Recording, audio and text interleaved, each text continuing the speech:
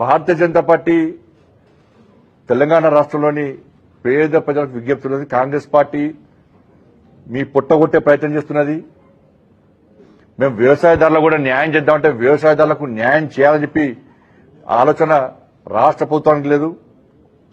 వ్యవసాయ రైతులకు కూలీ దొరకదని చూస్తున్నది. ఇతర రాష్ట్రాల నుంచి వలస కూలీలను రప్పించడానికి వాళ్ళని ప్రోత్సహించే ప్రయత్నం కాంగ్రెస్ పార్టీ ప్రభుత్వం చేస్తున్నది. కానీ ఈ వాస్తవాలను ప్రజలకు వివరించడానికి కూడా భారతీయ జనతా పార్టీ అనేక కార్యక్రమాలు చేపట్టబోతున్నది. మహాత్మాగాంధీ పేరును ఎందుకు తొలగించారు అనేది కాంగ్రెస్ పార్టీ వేస్తున్న ప్రశ్న. గాంధీ పేరును ఎందుకు తొలగించారు? ఇప్పుడు దానికి ఈ పథకానికి ఫస్ట్ పేరే లేదు. ఇప్పుడు మీరు అంబేద్కర్కి ఎందుకు మార్చారు? వాల్మీకి ఎందుకు మార్చారు? మీరు చేస్తే సంసారం, మేము చేస్తే వ్యభిచారమా?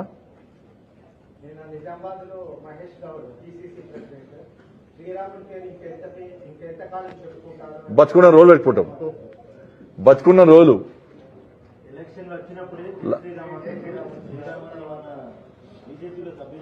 పాపం ఆయనకు చెవులు కనబడతలేవు, చెవులు కనబడతలేవు, కళ్ళు కనబడతారు. ఆయనకు మా కార్యకర్తలు ఏడికొన్నా జై శ్రీరామ్ అంటారు. మా కార్యకర్తలు ఏడికొన్నా జై శ్రీరామ్ అంటారు. మేము చచ్చిపోతే ఇట్లా మా కొన ఊపిరి ఉంటే కూడా మా చివరి నోటి వాక్యం ఏమొస్తుందంటే భారత్ మాతాకి జై, జై శ్రీరామ్. మా చివరి నినాదం కూడా భారత్ మాతాకి జై, జై శ్రీరామ్. మహేశ్వర్ గౌడ్ గారికి భారతీయ జనతా పార్టీ చరిత్ర తెలుసుకోవాలి. భారతీయ జనతా పార్టీ కార్యకర్తలు ఇవాళ వరంగల్ నడిబొడ్డిన సామా జగన్మోహన్ రెడ్డి జాతీయ జెండా కోసం జాతీయ జెండా ఎగిరేస్తే, నక్సలైట్ ఎగిరేస్తే నక్సలైట్ వచ్చి హత్య చేస్తే ఆయన చివరి నోటి ద్వారా వచ్చిన నినాదం ఏంటంటే భారత్ మాతాకి జై. మేము రాముణ్ణి ఆరాధిస్తాం, రాముణ్ణి ఆదర్శంగా తీసుకుంటాం, రాముని గుడి నిర్మిస్తాం, రాముణ్ణి తరిస్తాం, రాముని బాటలు నడుస్తాం, రాముని వారసులుగా ప్రజలకు వెళ్తాం. మీకు ఇబ్బంది ఉంటే అది మీ పాటలో చర్చించుకోండి రండి. ఇప్పుడు ఉపాధి సంబంధించి మీరు గొప్పగా ఉందని పథకం చెప్తున్నారు. అంతకుముందు రాష్ట్రాల వాటా లేదు. అసలు ఇది పథకమా చట్టమా? ఫస్ట్ ఒకటి, ఇది పథకమా చట్టమా?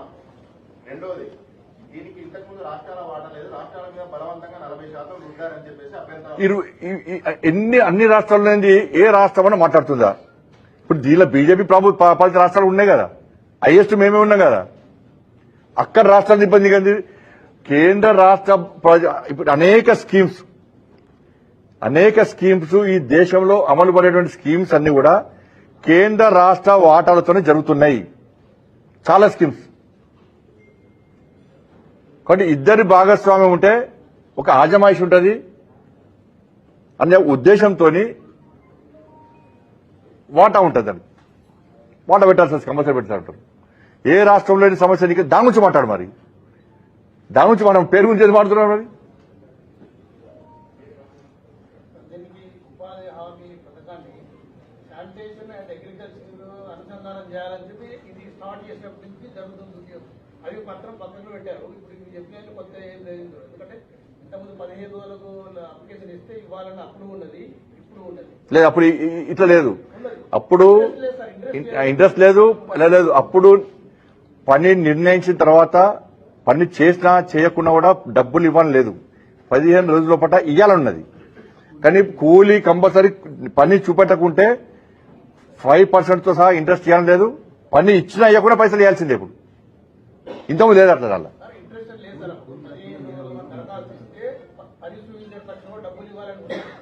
అన్న ఒకటి చెప్పన్నా, నేను పాదయాత్ర పోయినప్పుడు 3 నెలలు 4 నెలలు పైసలు ఇవ్వని ప్రభుత్వం గత ప్రభుత్వం. కాబట్టి ఇవాళ దీని ద్వారా ఏమవుతుంది, ఎట్టి బస్సులో వాళ్ళకు డబ్బులు ఇవ్వాల్సిందే, ఇవ్వకుంటే మిత్తు సహా ఇవ్వాల్సిందే. కానీ ప్రభుత్వాలు ఏం చేస్తాయి, ఇప్పుడు 100% వాళ్లకు నిక్కచ్చిగా నిజాయితీగా నిబద్ధతని వాళ్లకు డబ్బులు ఇవ్వాల్సి వస్తుంది.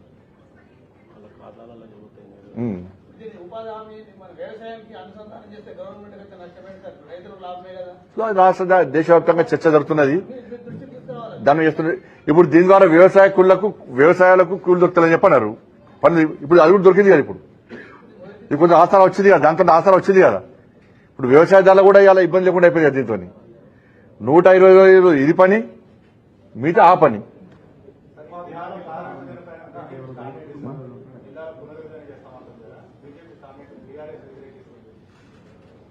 ఇప్పుడు బీఆర్ఎస్ పార్టీ కేసీఆర్ చేసిండు, ఆయన ఫామ్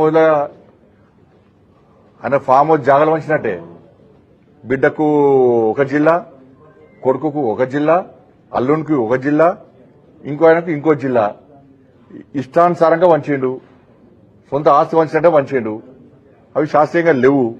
అంటే భారతీయ జనతా పార్టీ దాన్ని దృష్టిలో పెట్టుకుని ఇలా రాష్ట్ర ముఖ్యమంత్రి గారు కూడా ఇష్టానుసారంగా పంచేటువంటి ప్రమాదం ఉంది. కానీ భారతీయ జనతా పార్టీ మొదటి డిమాండ్ చేస్తున్నాం మేము, అఖిలపక్షం ఏర్పాటు చేయండి, ప్రజల అభిప్రాయాలు తీసుకోండి, శాస్త్రీయంగా ఉండే విధంగా జిల్లాల విభజన ఉండే విధంగా, జిల్లాల ఏర్పాటు ఉండే విధంగా చూడని చెప్పి మేము డిమాండ్ చేస్తున్నాం. కేంద్రం వెంటనే సహకరిస్తారు సార్. ఈ గెజిట్ ఇవన్నీ తీసుకురావాలి కదా. వీళ్ళు రాష్ట్రాలు జిల్లాలో పునర్విభజన చేసినా కూడా ఏం ప్రయోజనం లేదు. కేంద్రం అందుకే అంటున్నాం కదా, శాస్త్రీయంగా చేయాలనుకుంటున్నాం కదా, నిబంధన ప్రకారం చేయాలంటున్నాం. అది వాళ్ళు కూడా అదే పదం అంటున్నారు. అదే చేసిస్తాం, ముగింపు చేస్తా ఉంటున్నారు. చేసిస్తాం. అది కంపల్సరీ. ఉపాధి హామీలా ఇప్పుడు కొత్తగా వచ్చిందల్లా కొన్ని పనులను తీసేసి ఏ పనులు అంటే పోయినసారి మీరు చూసిరన్నా, అంటే మన ఫ్యాక్టరీ మాడుకోరు. పోయినసారి ఏం చేశారు? దీని ఉద్దేశం ఏంది? ఇన్ని వేల కోట్ల రూపాయలు ఖర్చు పెడుతున్నప్పుడు అక్కడ ఆస్తులు మనం కూడబెట్టాలి గ్రామాలలో. ఏదైనా కన్స్ట్రక్షన్, ఏదైనా స్ట్రక్చర్ ఉండాలి దానికి. కానీ ఇంతమంది ఏం చేశారు? తవ్విన గుంతలనే తవ్వించడం, లీడర్లకు అవసరం లీడర్లకు అనుకూలంగా పనిచేసుకోవడం, కొంతమంది అధికారులకు అనుకూలంగా పనిచేసుకునే ప్రయత్నం చేశారు. కాబట్టి కొన్ని పనులు నిర్ణయించారు. ఇప్పుడు దానికి అనుగుణంగా ఇంకా పనులు నిర్ణయించుకునే అవకాశం గ్రామ సభలకు ఉన్నది. రైతులకి ప్రొక్యూర్మెంట్ కోసం యాప్ ఒకటి సెంట్రల్ గవర్నమెంట్, దానివల్ల ఫార్మర్స్ ఇబ్బందులు ఎదుర్కొంటున్నారని హైదరాబాద్ నుంచి స్టార్ట్ అయింది. రాష్ట్ర ప్రభుత్వం తీసుకొచ్చింది. అది సెంట్రల్ గవర్నమెంట్ తీసుకొచ్చింది. సెంట్రల్ ప్రభుత్వం యాప్ తీసుకురాలి. కొనడం కానీ అమ్మడం సోయాబీన్స్ అంటే ఒకటి కొనుగోళ్ల విషయంలో కూడా సరే, దాని మీద రైతులకు ఫస్ట్ ముందు అవగాహన కల్పించాల్సిన అవసరం ఉంది. దాని కూడా మన చర్చ కూడా జరిగింది దాని మీద. కాబట్టి పూర్తి అవగాహన కల్పించాకనే మనం ముందుకెళ్ళాలని ప్లాన్ చేసినాం దానికి. దాంతోపాటు ఇంతకుముందు ప్రొక్యూర్మెంట్ విషయంలో కూడా రాష్ట్రాల మధ్యలో కేంద్ర మధ్యలో కొంచెం సమన్వయం ఇబ్బంది ఉండే. కొన్ని రాష్ట్ర ప్రభుత్వాలు సహకరించకపోవడం, కేంద్రాన్ని సహకరించకపోవడం, సరైన సమాచారం ఇవ్వకపోవడంలో చాలా ఇబ్బందులు జరిగినాయి. కానీ దాని చర్చ జరుగుతూ ఉంది దాని మీద.